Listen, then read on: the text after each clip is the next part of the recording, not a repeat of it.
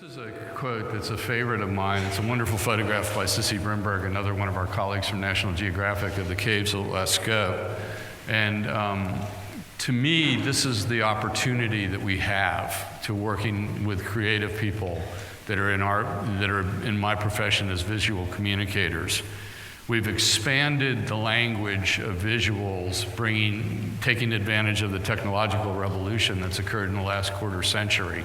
Things are much stronger now, and there's much more of an opportunity to give the voice of the people that we are photographing and covering, bringing that into the equation with the tools that we have. The mixing of audio and still photography, which was really what excited me when I left the Geographic in the late 90s to get into multimedia. I saw the opportunity to really create content that drove people emotionally, that connected with them, that created bonds and bridges that took people outside of the boundaries of their own life, put them in encounter with people that they may never have thought about or never realized that they even needed to know about. And those bridges of connection are what are going to save our planet, as Roger suggested yesterday. And that's why this kind of conference is so important.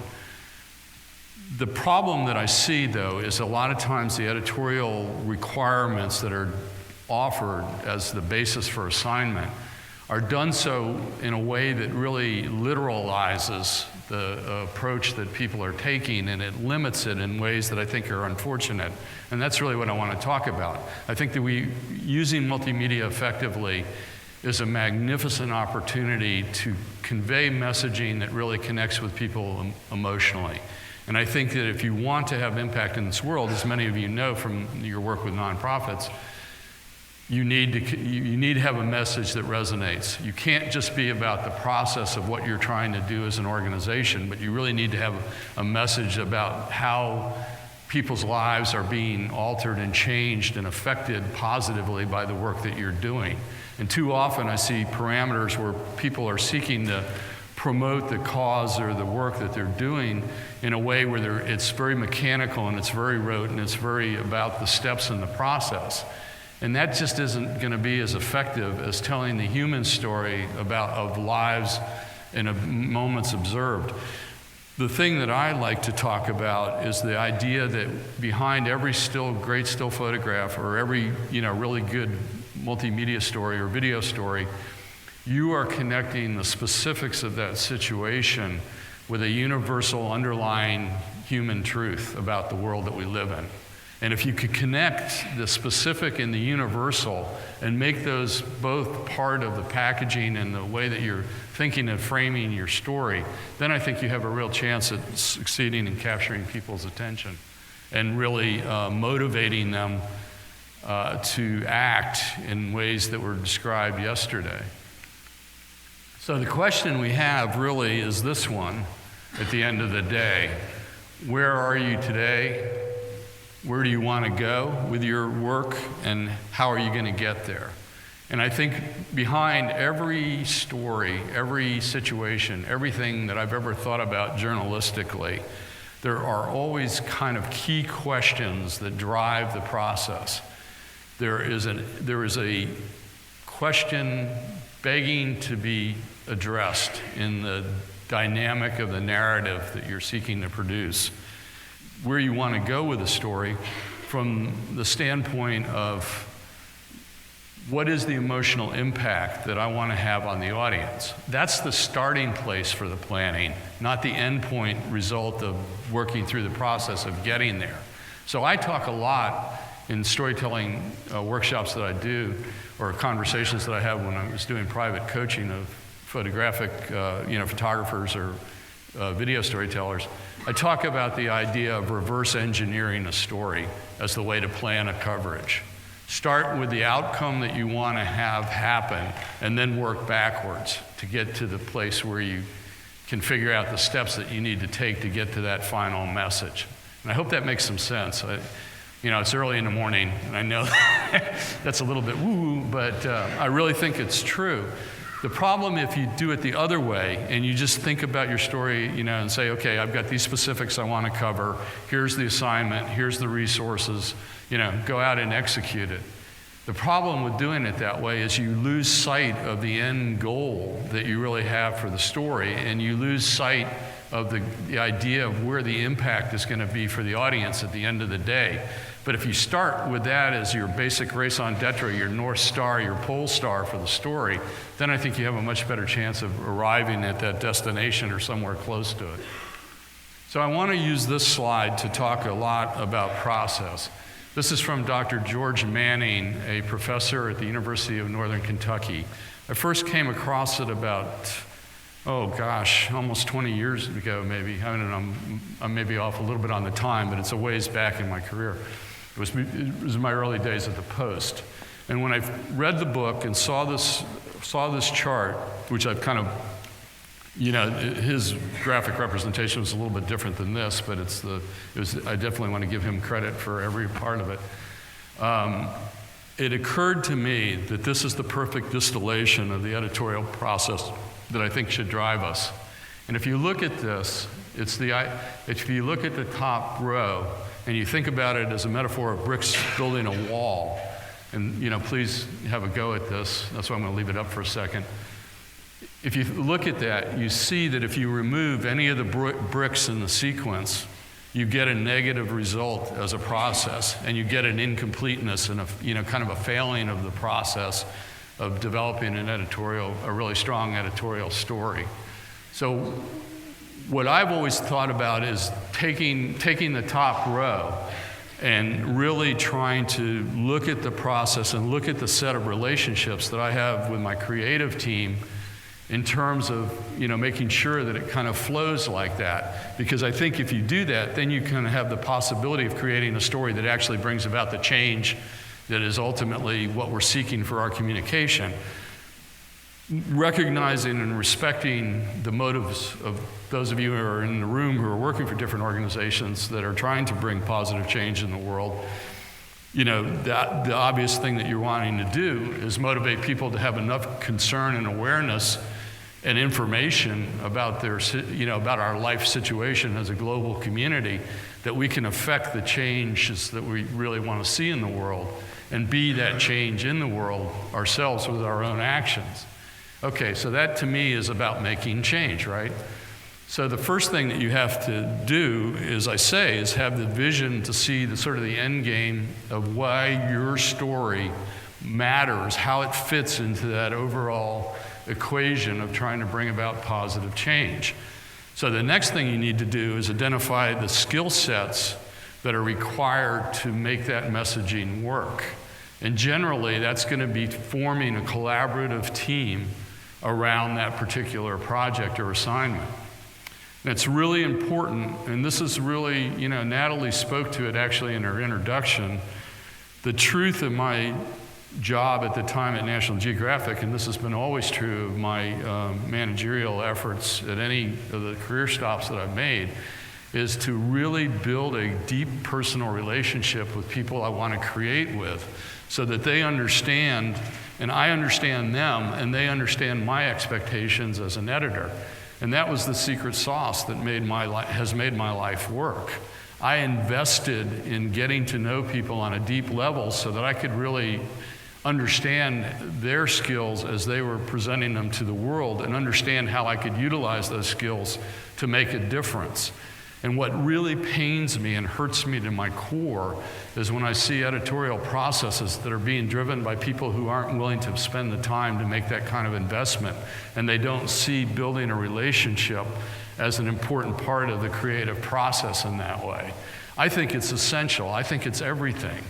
And I think if you don't try to develop that relationship and don't try to build a culture that encourages that kind of relationship as a part of what you're doing, then you're sort of missing the point of collaborative effort with a creative person. And it doesn't matter, what scale we're talking about. And I know that there are people within editorial systems today that are being, I guess, forced is probably as close as I can come to really managing in a way that doesn't allow for this kind of effort. And when I talk to people, and they look at me like I'm some kind of dinosaur from the Stone Age for thinking these thoughts in some ways because the world is rushing by so fast. But I just think, systems need to slow down, and people need to be allowed to really build relationships that are really strong and solid, and they're based, like Natalie, I know it probably sounded harsh at the time, but part of it was that I knew that if we were going to work together, I had to understand what you wanted to do as a creative person. I had to see what your skill set was at the time, and I had to understand how I could help you go further than you maybe even thought you could go yourself. And that's the role of somebody in my job, I think. And that's, I guess if I had something, to leave you with, it's unbelievably, I've been so blessed. I know Louis talked about gratitude yesterday morning and getting us started, and I really feel that I understood completely the significance of his presentation in that way. I have been so blessed to have these relationships, and when I look back on the work that I've done and the work that I've done with other people, it's been that. It's basically been the gift of having to work with highly skilled people and help them go. So the next block is about incentives, and that is trying to understand what motivates people, what's going to drive them to be as successful as you need them to be, and then you have to make the effort to fuel, provide that fuel. And I think the thing that I see right now that's happening is increasingly budgets get shrunk, time gets sacrificed, people are held back from really cultivating the relationships in the field that they need to do to be successful in doing the observational work that really is at the heart of all great storytelling.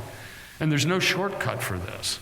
And what I really resent is the modern world is so driven by the dollar that people, and that's where I think you all actually who are working for nonprofits, not that you don't want to produce a surplus, or not that you don't want to have the cash on hand, and God knows I'm going through that now at ASMP, but we have the opportunity to use our resources in specific ways. And when I see organizations that don't even create a budget for the production of content, and they just assume they're going to do pickup to tell the stories that they're telling, it just drives me crazy. So anyway, I think that you have to fight for the idea that you're going to have resources to offer, and I use incentives in a way that's slightly different than resources. Incentives are really about the personal things that you're going to do for the photographers that you're working with, or the visual communications team that you're working with, to give them the fuel to go on. And obviously resources are what is applied directly, specifically to the project. So they're two kind of different ideas, but they're related in a sense, at least in terms of the expenditure of finances. And then ultimately you get to the action plan, which is what is the map, the road map that you're going to use, what are the details that you're going to fill in that are going to enable you to create that kind of final messaging that's going to be so impactful and powerful. So I offer this for your consideration as a mechanism, as a framework for thinking about how you work with to do creative collaboration. So what are you looking for? Well, obviously you're looking for vision. You're looking for a way of seeing the story that makes it apparent, that is going to make it real, that's going to make it clear, that's going to give you the assets that you need to tell that story effectively.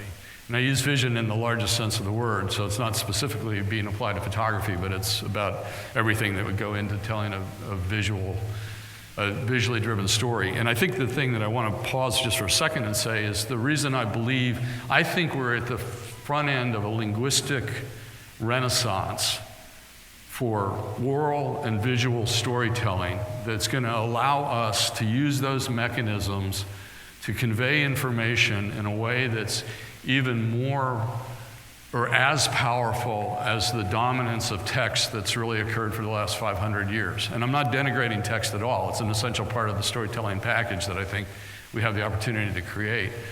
But I think that we are at the first end. Technology has afforded us the opportunity to use these other linguistic types and bring them to the fore as part of our storytelling arsenal in a way that was unimaginable at the start of my career. And I think we need to be taking advantage of that and have the courage to reach for it continually, to try to be expanding and refining and changing and altering the mechanisms with which we tell stories on that basis. Another thing, obviously, in case you can't tell, and this is only one cup of coffee, so imagine me on 2 more, you have to have passion. You have to have people of passion that you're working with in the collaborative process. So I was always sifting for people that I knew had a commitment to a topic, to an approach, to a way of thinking that I felt like I could use as an essential building block of my team, on creative projects. Finally, why our work matters, in part, I believe, is that when we observe others leading their lives, and we do it from a place of respect, we confer a kind of validation of their human experience in a way that demonstrates and touches others. And I think it's important to remember that the act of observation is about a kind of validation. Your story matters to me. I'm going to invest my time with you. I'm going to ask you to teach me about your life so that I can share the wisdom of your experience and the fruits of your experience with others so they can understand you and they can understand the situation you're in. That's validation. So this is a slide that I borrowed that kind of is, I guess, a reflection of sort of how things connect. This is obviously in a completely different context than most of you are probably working in. But the idea is that what you're presenting is going to be perceived by your audience in specific ways. And I think that for me, that I really wanted to put it less about entertainment per se, but more about the idea of developing stories that engage. That's the crucial point of the slide.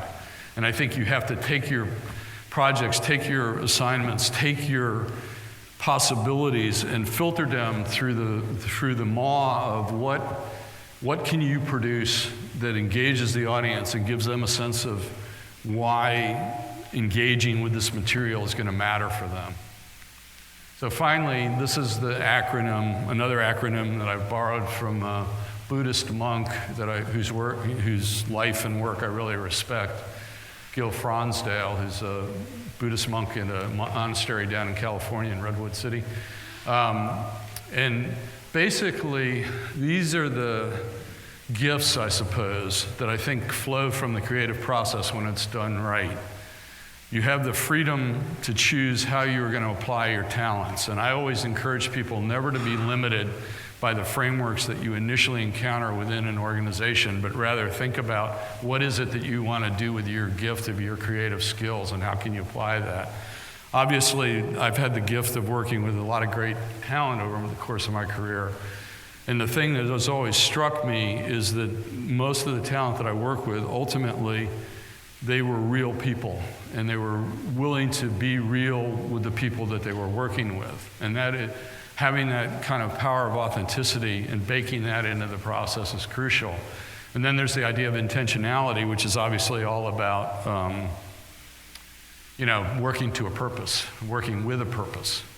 And to be successful, I think, in telling the most emotionally engaging stories, you have to build a climate of trust, not only within the creative team, but within the organization, between the team and the organization, and then obviously, for those who are working in the field, between the people that are doing the work and the people that they're observing. And trust is the critical variable, the critical element, the critical ingredient that makes all of this flow.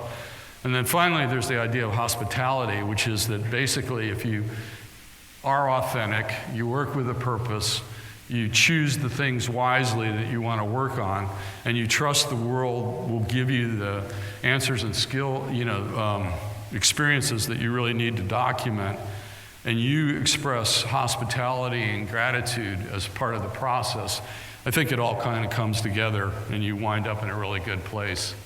So finally, this to me is, the essence of storytelling. And I think I appreciate you listening to me. And I'm going to have Jeremy come up now. You can jump in here if you want, but I wanted Jeremy to join me at this point to talk a little bit about his experiences as a photographer, working a lot with the types of organizations that I think are represented in this room, because he can speak to how far people are from the ideal that I've tried to sketch out this morning. So Jeremy? Hello, my mic is, it's right here. I think it's on. Can you hear me? No? Well, I guess I'll just use the podium. So, as you can imagine, it's nerve-wracking following somebody like Tom Kennedy. Closer? All right, so he invited me up here today. I'm a local member of the ASMP chapter and a pro member, and I've been doing photography for about 5 or 6 years now. And so I've done a lot of work with nonprofits like Greenpeace, Fred Hutchinson, and Virginia Mason locally around, and a few others as well. So I'm still kind of a young, emerging professional getting work around the area and trying to expand and follow a dream. So some of the things that I've experienced when I'm starting to work with nonprofits, because I'm going into this kind of blind. I mean, nobody tells you how to do this in school. They don't tell you how best to deal with people. And I've realized along the way that some of the things you need to know is, I always ask that I need to know, what story does this nonprofit want to tell? Because that's the most important part. It's different working with nonprofits than, say, commercial photography gigs, because commercial companies, they're looking at marketing numbers and analytics of how much is this advertisement gonna sell things for. And when a nonprofit ponies up a ton of money to do a photo shoot or a story or something, especially if it's on a location where people have to travel, I mean, they're pouring their heart and soul into this, not to mention their livelihood, because they don't have the kind of funding that a commercial agency has. So part of that is, my job is to tell a story, and I have to understand I have to understand the nonprofit's DNA and what they're all about and what they're trying to reach and what the end goal of that story is. The most important thing for me is, at the end, is I want my work to reflect their message. Their message when the story is published. I want to go out there and I want to see it, and I want people to actually come up and say, "Wow, you really did a good job telling that story," because that's the most affirmation I can get. The different. Sorry, a little nervous. Anyways, so when I do get gigs, it's kind of my job to come up with solutions to capture the essence and the emotion and the impact of the story that they're trying to get me to tell. So that's where I have to put on my creative shoes and offer what I can in the creative process. And I need a nonprofit that's working with me to be willing to listen to my creative ideas as well. But I need mainly to be listening to them so they feel like that they're getting their point across, and they feel during the entirety of the story that I'm doing the best that I can for them. They need to be open to my creative ideas, and that's one of the things that I've had trouble dealing with as a younger photographer with nonprofits, because first of all, you're younger, you're probably getting paid less, and they don't typically take you as seriously as if somebody with his storytelling power comes through the door. They're gonna be like, do whatever you wanna do. So that's when we enter creative assignments. I was saying we have to have openness to listening to the nonprofits and the story that they're trying to tell, so that we can actually gain the experience and learn through them. I tend to pretty much just live their life when I'm doing that, and still try to shoot objectively, but I basically immerse myself in it. I'm hanging out with those people, eating with them, sleeping with them. Not sleeping in the same rooms, but anyways. So that's my take on it and what I've kind of learned so far in my short time working with them. But I really enjoy it, and it's been a really rewarding experience to be able to tell these stories so far.